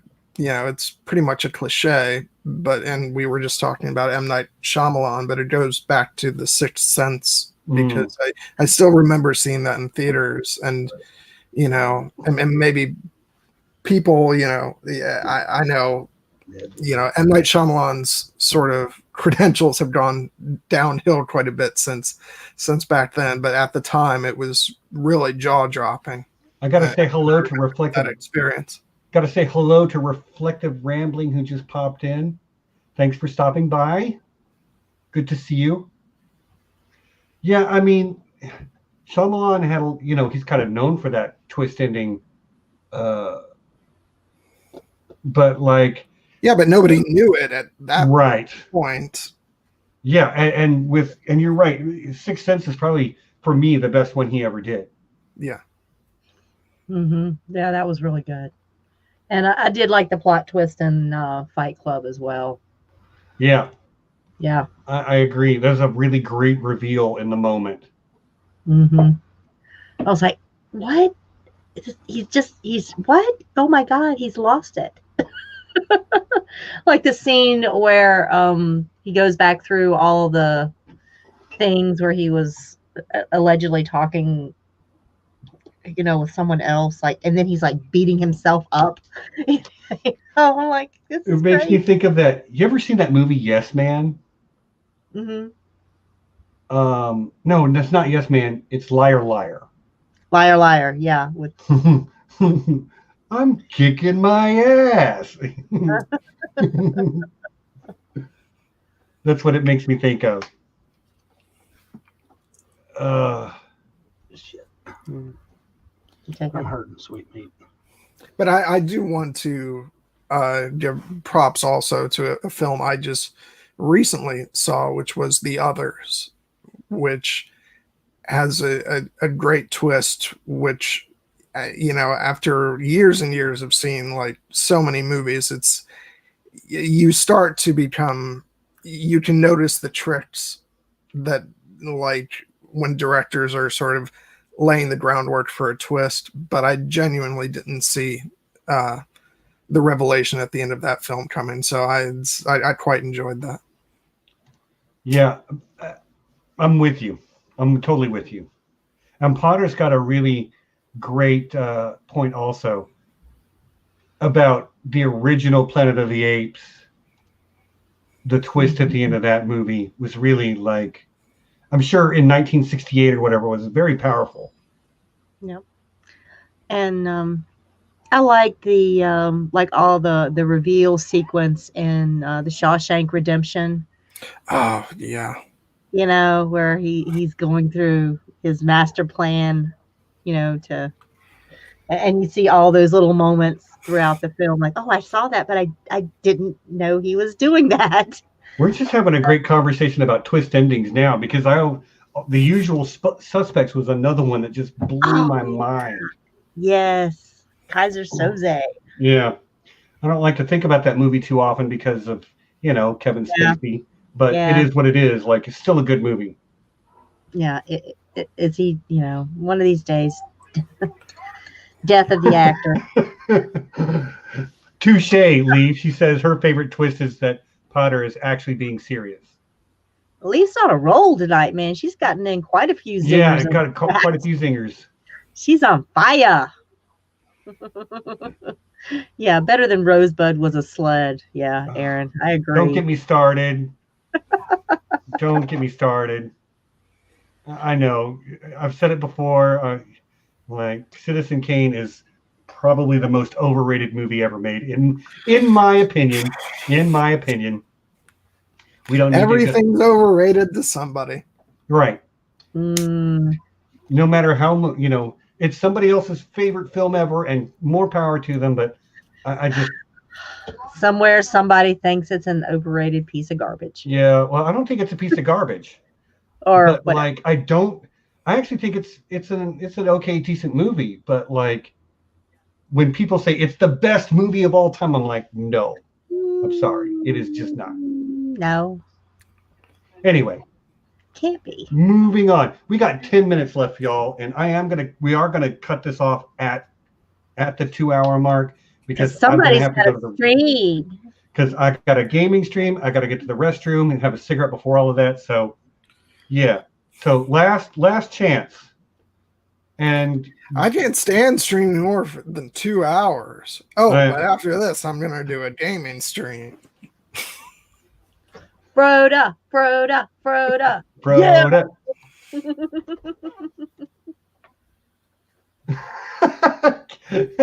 Kelly, what is the most overrated band of all time? The answer is Kiss, but anyways. I have a different answer. But I agree. I think Kiss is kind of an overrated band, but I'm not even sure I want to answer this, because people are going to come for my throat. I'll give you a pass. You ready? Now, it's not that they're bad or anything. It's that they are overrated. People think they are better than they really are. My opinion, Led Zeppelin. I know. You can all hate me now. My apologies for all the feelings I just hurt. But to me, Led Zeppelin is the most overrated band of all time. It's like, even I'm like, Steven, what are you doing? It's okay. I still love you. At least you didn't say the Beatles. Right. Dude, the Beatles are like my number 2. Queen, the Beatles. Mm-hmm. Literally all other music. So, yeah. My favorite Ninja Turtle is Donatello, because he's the smart one. Favorite parent. It's definitely you, Mom. I mean, the competition is actually not that stiff, if we're all being honest, but it is in fact you. I know a lot of people are hating on me because of my my read on Led Zeppelin. Oh my God. Aemy is turning feral on you, Steve. I know. He's coming for blood. I got her with Led Zeppelin and with Citizen Kane. Citizen Kane. So Ugh. yeah, I'm bye, Amy. It was kind of nice being your friend. I'll try to miss you. Pretty cool. You can still come on my channel, Steven. Thanks. Appreciate you. Yeah. We'll I have a gotta- good conversation. Okay, so we're just in the last few minutes here. So if there's last minute questions, drop them down in the chat, y'all. But we're gonna move towards the end. Oh, I guess Patrick, my other friend Patrick from my youth, is listening, and he says Kiss is not overrated. This is like in a Twitter DM. Kiss is not overrated. They are an institution of the 1970s, and Led Zeppelin overrated? I think not. May the hatred flow towards you. Okay. Thanks, buddy. Appreciate you. Oh. But yeah, so John, what do you got coming up? What's coming up next weekend for you? I actually already know. I'll tell you what's not coming up is any streams with you on Here Be Dragons, because Aemy will not have it. Yeah, I know.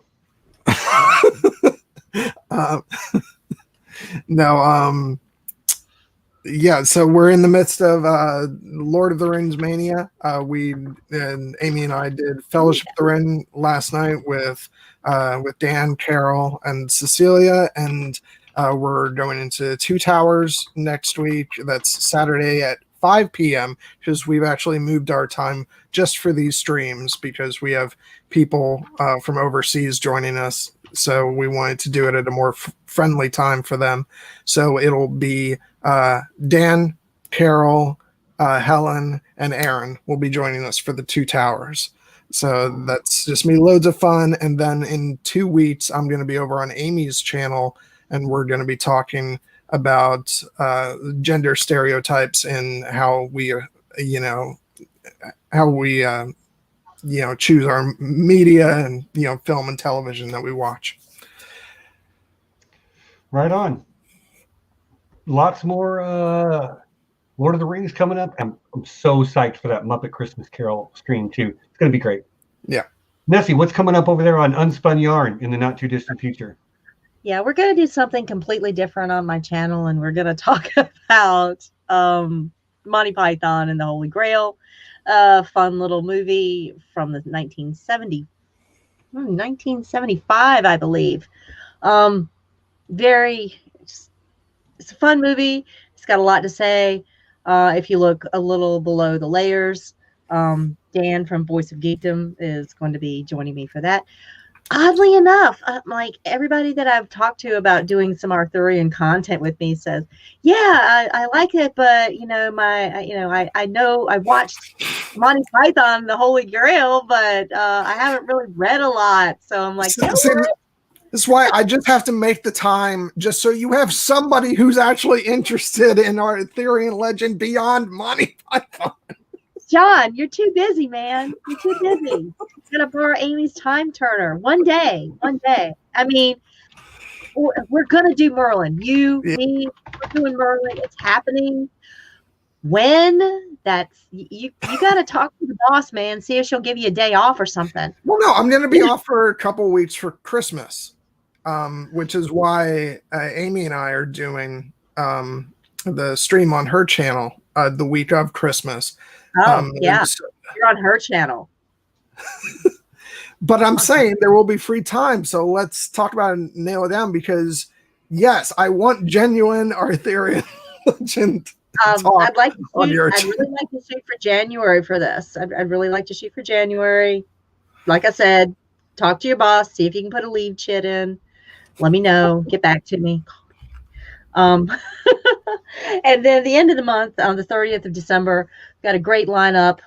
We have Low the Links and Ian Thomas Malone are going to be on Bleep the Patriarchy, and we're going to be discussing transphobia and turfism.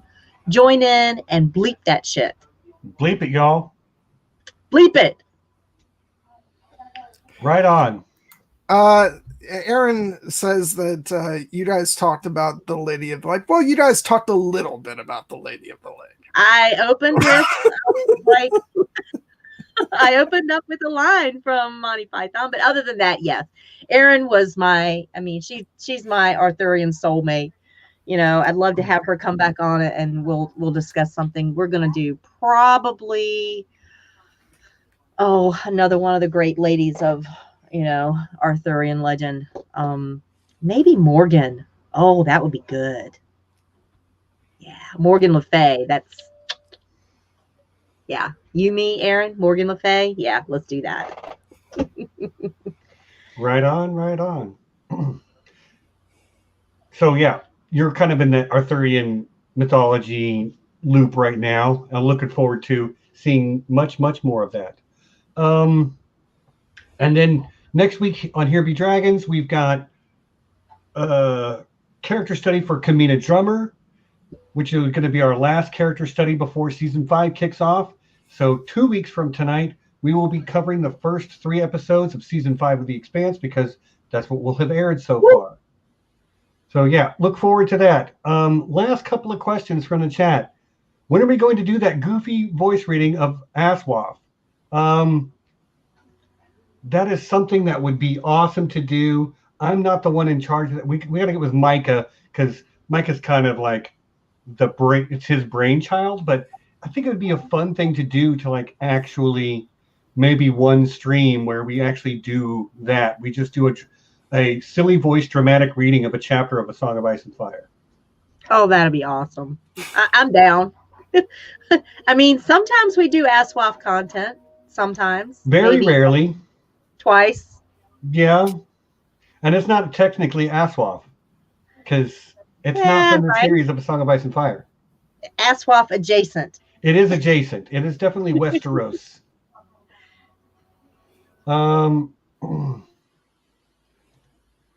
If you're going to make a biopic of your life, who would direct and what brand camera would they use? Dude, Peadar, you're just the best, man. You're just the best. But if mine, look, because this is something that I ask and I know that nerd, I want to be played by Brad Pitt. I want it to be directed by oh, come on, brain. God. The guy that is married to Helena Bonham Carter. Tim Burton? Yes, Tim Burton directs. I have nothing but contempt for the fact that it took you so long to remember. Yeah, his name, look, Steven. man. Look, I got. Well, we all have. He's going to direct yours and mine. I'm 46 years old. My mind is going. So give me some break. And then we're going to call it like A Comedy of Errors. That's the name of my film. That fits. Yeah.